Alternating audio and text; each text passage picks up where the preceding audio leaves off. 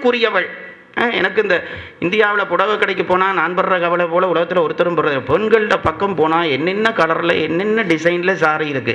எங்களுக்கு மிஞ்சி போனால் 4 முழம் அல்லது 8 முழம். எனக்கு ஒரு ஆசை, ஏன் காஞ்சிபுரத்தை நாங்கள் வேட்டியாக உடுத்தா என்னேன்ட்டு. இப்போவே ஒரு மாதிரி லூஸாக தான் என்ன பார்க்குறாங்க.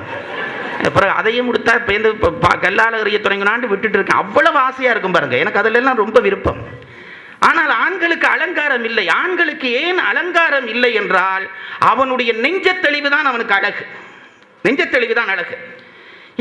இப்போ ஆம்பளையிலும் தொடங்கிட்டார்கள் அலங்காரம். பெண்களுக்கு சமமாக நடக்குது. கழுத்தில் 5 பவுன் சங்கிலி, காதில் 1.5 பவுன் தோடு, கையில் 2 பவுன் என்ன சங்கிலி மாதிரி கொண்டு போடுறாங்க. ஷர்ட்டு 5000 ரூபா, பெல்ட் 2000 ரூபா, டை 3000 ரூபா, லாங்ஸ் 4000 ரூபா, சப்பாத்து 5000 ரூபா. மொத்தமாக மாப்பிள்ளையிற பெருமதி என்னென்னா இவ்வளவுத்தையும் கூட்டி வர்றது. நான் சொல்கிறேன், இவ்வளவுத்தையும் கலட்டிருங்கன்னு வைங்க, மாப்பிள்ளைக்கு ஒரு பெருமதியும் இல்லை. இவ்வளவும் இல்லாமல் இருந்தால் எவனுக்கு பெருமதி இருக்கிறதோ அவன் தான் மாப்பிள்ளை.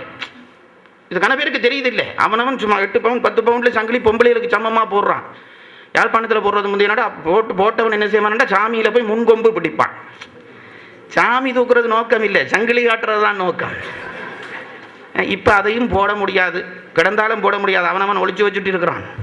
அதில் நல்லதுக்குன்னு தான் நினைக்கிறேன்.